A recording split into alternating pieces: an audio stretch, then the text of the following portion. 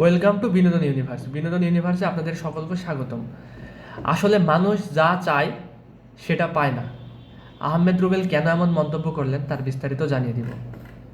বাংলাদেশের অভিনয় অঙ্গনে সাবলীল অভিনয় করে যে কজন অভিনেতা দর্শকের মনে স্থায়ী জায়গা করে নিয়েছেন, আহমেদ রুবেল তাদের মধ্যে অন্যতম। মঞ্চ নাটক দিয়ে অভিনয় শুরু, এরপর টিভি নাটক এবং পরে চলচ্চিত্রেও অভিনয়ের দক্ষতার স্বাক্ষর রেখেছেন তিনি।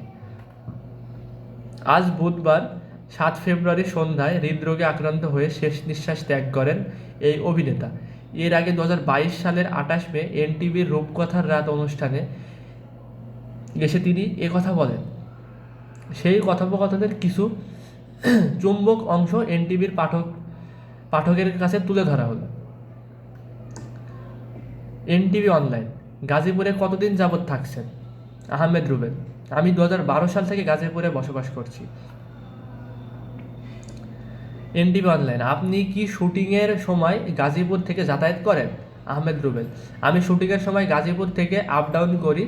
যখন যেখানে শুটিং হয় তখন গাজীপুর থেকে সেখানে উপস্থিত হওয়ার চেষ্টা করি। ঢাকা কেন্দ্রিক হঠাৎ বিদায় জানানোর ইচ্ছা হলো কেন? আহমেদ রুবেল: আমি 26 বছর ঢাকায় ছিলাম, তো পরে ইন্টারমিডিয়েট পাশ করার পর 1987 সাল থেকে ঢাকায় থাকা শুরু করেছিলাম।